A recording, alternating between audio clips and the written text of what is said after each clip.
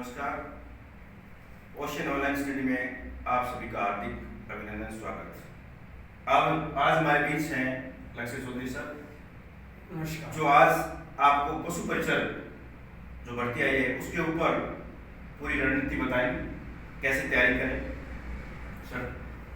नमस्कार सभी दर्शकों को, आपका हार्दिक स्वागत है, हार्दिक अभिनंदन हमारे इस डिजिटल प्लेटफॉर्म पर। जैसा कि सर ने बताया कि आज हम किस प्रकार हमारी जो पशु परिचर की 5,934 पदों की जो भर्ती आई है उसमें कैसे आप अपना चयन सुनिश्चित रूप से करवा सकते हैं और क्यों आपको पशु परिचर भर्ती की तैयारी करनी चाहिए, इस बारे में हम आज चर्चा करने वाले हैं। देखिए, आजकल अधीनस्थ चयन बोर्ड की जितनी भी भर्तियां हो रही है उन सभी में जो पात्रता रखी गई वो सीईटी एग्जाम की पात्रता रखी गई है, चाहे वो 12th लेवल पर हो चाहे ग्रेजुएशन लेवल पर हो। लेकिन जो अभी अधीनस्थ चयन बोर्ड ने जो कैलेंडर डाला है उसमें पशु परिचर भर्ती सर एक मात्र ऐसी भर्ती है जिसमें सीईटी की कोई अनिवार्यता नहीं है। आपको सीईटी आपने एग्जाम दिया कि नहीं दिया इस बात पर कोई डिपेंडेंस नहीं है। आप क्या कर सकते हैं, बिना सीईटी का फॉर्म अप्लाई कर सकते हैं। बाकी आजकल सभी भर्तियों में पहले जब सीईटी 12 महीने पहले हुआ था तब हमारे विद्यार्थियों को ये पता भी नहीं था कि सीईटी का एग्जाम देना है, उन्हें सीईटी का एग्जाम देकर क्वालिफाई चाहिए होगा।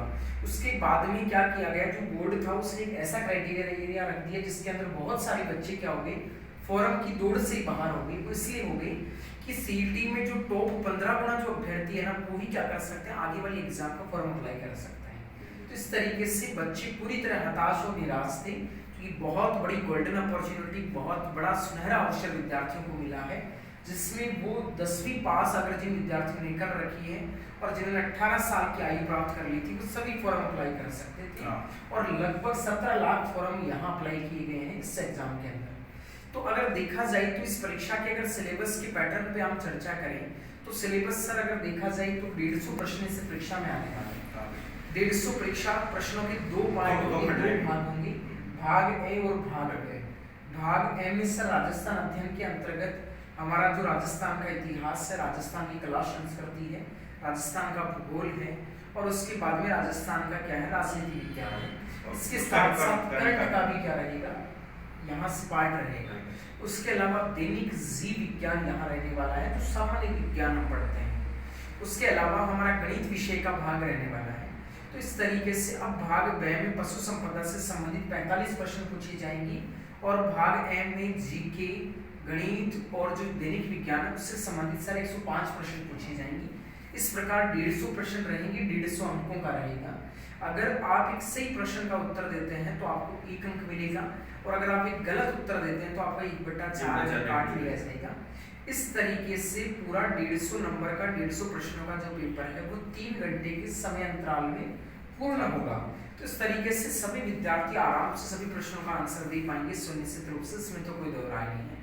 तो अगर आपको सिलेक्शन की ओर बढ़ना है तो उसके लिए मैं आप सभी को ये राय दूंगा कि हो सकता है आपका जो जीके है वो चाहे जितना स्ट्रांग हो सकता है आपका दैनिक विज्ञान चाहे जितना स्ट्रांग हो सकता है आपका पशु संपदा जितना स्ट्रांग हो, लेकिन गणित विषय ऐसा है जिसका खूब वैसे विद्यार्थियों को रहता है, जिसका डर से विद्यार्थियों के मन में पहले से रहता है, उनके दिमाग में ये पहले से ही मनोविज्ञान बना रहता है, साइकोलॉजी पहले से सेव रहती है कि उन्हें भी और जिन विद्यार्थियों ने गणित विषय नहीं रहा है उन्होंने डर के 10th क्लास पास की है, तो उन विद्यार्थियों के लिए तो बहुत बड़ा पहाड़ है।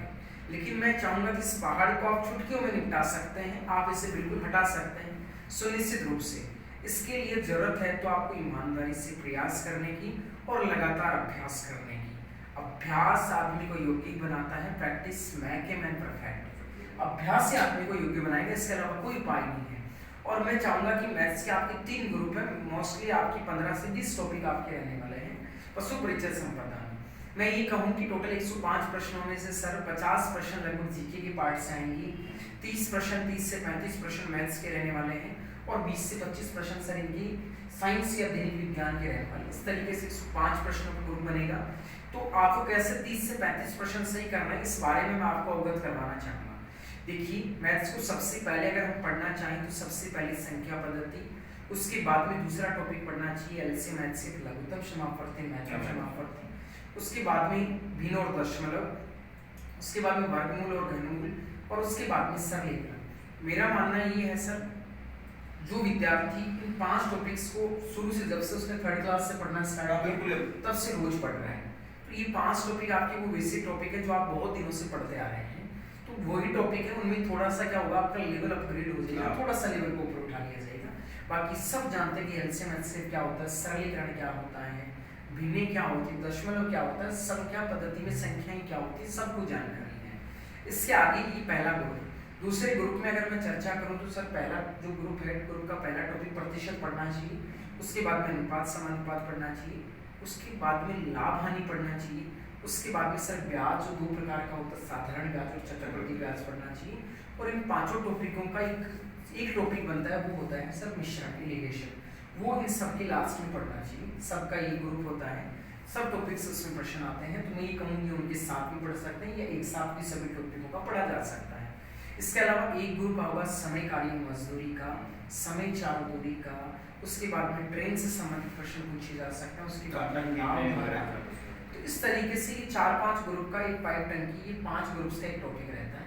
एक एलजेब्रा और एक आपकी बीजगणित हो सकती है। तो एलजेब्रा को बीजगणित हम कह सकते हैं। उसके अलावा सर एक त्रिकोणमिति होगा और एक क्षेत्रमिति होगा, मेंसुरेशन। इस तरीके से इनके 15 से 20 टॉपिक के बीच रहने वाले हैं।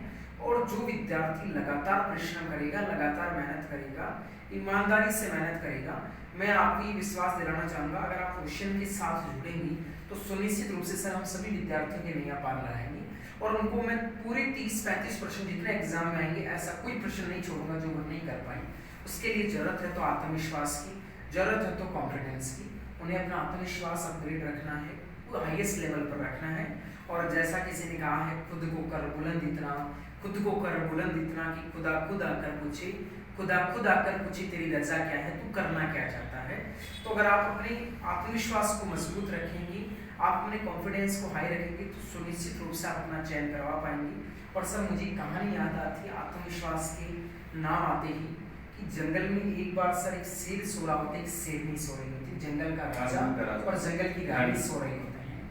तो पास ही चूहे का बिल होता है, उससे छोटा सा चूहा बाहर निकलता है और वह चूहा क्या करता है, उस शेरनी के शरीर पर उछल कूद करता है। कुछ समय के लिए जब चूहा उसके शरीर पर उछल कूद करता है तो शेरनी को जाग हो जाती है सर। तो शेरनी जाग जाती है तो उसे अपने पंजे में पकड़ लेती है और उस चूहे से पूछती है, उस चूहे से कहती है, बोला चूहे तेरा इतना छोटा सा शरीर है, तू जंगल का छोटा सा जानवर है और तुझे डर नहीं लगता क्या तू जंगल की राजा की लुगाई पर, जंगल के राजा की लुगाई के शरीर पर उछल कूद कर रहा है। तो उस चूहे ने बहुत शानदार जवाब सर दिया। मैं बताना चाहूंगा विद्यार्थियों को, उस चूहे ने जवाब दिया कि ये जंगल की रानी, तू मेरे शरीर को मत देख, तू मेरे शरीर को मत देख, तू मेरे कॉन्फिडेंस को देख। मेरा कॉन्फिडेंस इतना हाई है कि मैं जंगल के राजा की लुगाई के शरीर पर उछल कूद करने की हिमाकत रखता हूँ, जंगल के राजा की लुगाई के शरीर पर उछल कूद करने की मेरा बड़ा कॉन्फिडेंस है। बिल्कुल। तो आत्मविश्वास अपना इस तरीके से बनाए रखें। आप चाहे जितने कमजोर हैं, आप कैसे भी हैं, आप सुनिश्चित रूप से मैथ्स में से पूरा स्कोर कर पाएंगे। और मैं आपको बताना चाहूँगा, हाल ही में राजस्थान में, संपूर्ण राजस्थान में मेरे विद्यार्थी ने मैथ्स और रीजनिंग में पूरे 50 में से 50 प्रश्न सही करके संपूर्ण राजस्थान में फर्स्ट रैंक हासिल की है। तो मैं सुनिश्चित रूप से हमारे विद्यार्थियों को ये भरोसा दिलाना चाहूँगा, अगर आप क्वेश्चन के साथ जुड़ेंगी तो सुनिश्चित रूप से हम आपके सपनों को साकार करेंगे और आपकी मंजिल आपको प्राप्त करवा के रहेंगे। आपके घर वालों के सपने हम साकार करेंगे, आपको सरकारी नौकरी में सुनिश्चित रूप से हम आपका चयन करवाएंगे। अब सर मैं आपसे ये पूछना चाहूँगा कि जो जीके वाला पार्ट है उसमें विद्यार्थियों किस तरीके से तैयारी करनी चाहिए, उसके बारे में आप डॉक्टर आके मुझे सर बताएंगे। जीके अपने आप में बहुत बड़ा सब्जेक्ट है। बिल्कुल सर। लेकिन ये छोटी भर्तियां हैं जैसे राजस्थान लेवल की, आप उसमें जो सब्जेक्ट आपने बताए हैं जैसे हिस्ट्री है, पॉलिटिकल है, ज्योग्राफी है, कल्चर है, करंट है, साइंस है, तो इसमें जो मेन रोल रहेगा, जो बच्चा स्कोर कर सकता है, जो बच्चा के माध्यम से सिलेक्ट हो सकता है, तो मेरा मानना है कि इसमें तो करंट जीके का मेन रोल रहेगा। क्योंकि जो बच्चा 5 साल से तैयारी कर रहा है तो निश्चित रूप से उसकी हिस्ट्री ऐसे मूल्यों पे याद है, पॉलिटी याद है, कल्चर याद है, लेकिन वो कहीं ना कहीं करंट में मार खाएगा। दूसरा ये कि जो सेकंड पार्ट है पशुधन वाला, उसके अंदर कुछ परियोजनाएं हैं, इसके अलावा वर्मी कंपोस्ट है और पशु से जुड़े कुछ ऐसी शब्दावलियां हैं, जैसे स्थानीय जो लोग होते हैं वो पशुओं को अलग अलग नामों से भी जानते हैं। बिल्कुल तो सर। ऐसे पर्सन जो कल्चर के साथ जुड़ के भी आते हैं और उस पशुधन में भी आएंगे, तो वो निश्चित रूप से मेरिट को प्रभावित करेंगे। और जो विद्यार्थी ऐसी रणनीति करेगा तैयारी, तो निश्चित रूप से उसका सिलेक्शन हो जाएगा। बिल्कुल, ऐसा मेरा मानना है। बिल्कुल सर। सर का कहना, आप कहना चाह रहे हैं कि किसी भी तरीके से बच्चा जब ऑफलाइन अगर टीचर्स के साथ जुड़ेगा तो उसका कॉन्सेप्ट ज्यादा क्लियर होगा। बिल्कुल। और कुछ चीजें ऐसी हैं जो उनको कहीं किताबों में नहीं मिलेंगी, कुछ नहीं। चीजें इन्वायरमेंट से सीखी जाती है, वातावरण से ही सीख सकते हैं। बिल्कुल। और जब टीचर के साथ बच्चा अगर सामने इंटरेक्ट करेगा, आपस में अगर वाद विवाद करेगा, तो उन चीजों से वो चीजें समझ ज्यादा फायदा होगा। ज्यादा फायदा होगा। तो प्रिय विद्यार्थियों, मैं आपसे ये कहना चाहूंगा, अगर आप सुनिश्चित रूप से अपना चयन करवाना चाहते हैं तो हम आपकी जो एग्जाम है 15, 16, 17, 18 दिसंबर है, हम आपसे ये जो आपका समय है, आपकी सफिशिएंट टाइम है, सफिशिएंट समय है सर, ये मैं कहना चाहूंगा अभी 9 महीने का समय आपके पास है। कोई बच्चा अगर जीरो से शुरू करता है तो भी उसका सिलेक्शन हो सकता है, लेकिन बिल्कुल। उसमें ये कि उसको डेडिकेशन करना पड़ेगा, रेगुलरिटी करनी पड़ेगी, इंस्टीट्यूट पर विश्वास करना पड़ेगा। विश्वास जरूरी है, पहले विश्वास जरूरी है, विश्वास सब होगा तभी काम हाँ, तभी होगा। और आप विद्यार्थियों का एक भ्रम सर मैं दूर करना चाहूंगा। आज विद्यार्थी ये सोचते हैं कि 3 महीने या 2 महीने में कोचिंग करूंगा तो इससे मेरा सिलेक्शन हो जाएगा। वो तो 3 सोच रहा महीने है सर सिलेबस ही पूरा नहीं होता।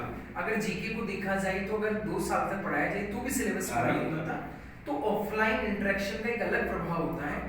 उस निश्चित समय में 4 घंटा बच्चा पूरी मानसिकता के साथ उसे यहाँ बैठना होता है, और बच्चा जब घर पे रहता है तो वह ये समय नहीं दे पाता, वह रेगुलरली नहीं रख पाता। तो मैं आपको इसी बात काटूंगा, बताऊंगा।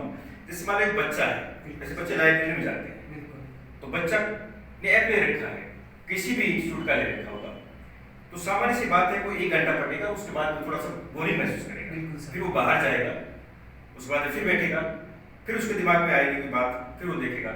इसका मतलब वो 5-6 घंटे वहां पढ़ तो रहा है, लेकिन उसका डेडिकेशन, समर्पण, ये मान लो कि आधा घंटा का नहीं है। अब कोचिंग इंस्टीट्यूट में जब जाएगा बच्चा, तो उसको 4 घंटे या 5 घंटा बैठना ही पड़ेगा, तो उससे निश्चित रूप से फायदा होगा।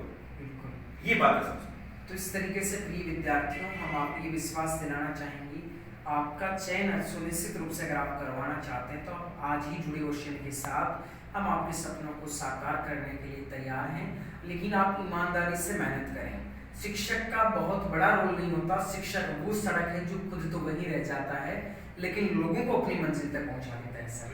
कि हम आपको विद्यार्थी ये दिखा सकते हैं, इशारा कर सकते हैं कि आपकी मंजिल वहाँ है, लेकिन चलकर आपको जाना पड़ेगा, दौड़कर आपको जाना पड़ेगा। इस तरीके से आपको क्या करना है जी, अभ्यास करना है, लगातार मेहनत करनी है, और शॉर्ट पीरियड में आपका सिलेक्शन नहीं होगा, आपको एक लंबे समय तक तैयारी करनी पड़ेगी। बहुत सारे लोग काफ़ी समय से 4-5 साल से तैयारी कर रहे हैं, वो आपसे काफ़ी आगे हैं। अगर उनकी बराबरी आपको करनी है तो जो भी समय आपके पास बचा हुआ है एग्जाम तक, उसमें आप सुनिश्चित रूप से संस्था के साथ, बिल्कुल रणनीति के साथ अगर अध्ययन करेंगे, जब आप संस्था में आएंगी, आपकी 5 से 6 घंटे क्लासें होगी, आपका टेस्ट भी होगा, रोज आपके साथ इंटरेक्शन होगा, आपको रोज फीडबैक लिया जाएगा कि विद्यार्थियों कहाँ समझ में नहीं आया है। तो ये सारी चीज़ें अगर आप अच्छे से करना चाहते हैं तो आइए, जुड़िए आज ही हमारी संस्था ओशियन के साथ। हम निश्चित रूप से आपके सपनों को साकार करेंगे, ये हमारा वादा आपसे है। इन्हीं शब्दों के साथ आज के सेशन को हम यहीं समाप्त करेंगे। थैंक यू वेरी मच, सभी को बहुत बहुत। सर आप हमारे स्टूडियो में आए इसके लिए बहुत बहुत धन्यवाद। ओके सर, ओके, बहुत हार्दिक आपका अभिनंदन, स्वागत सर। बहुत धन्यवाद।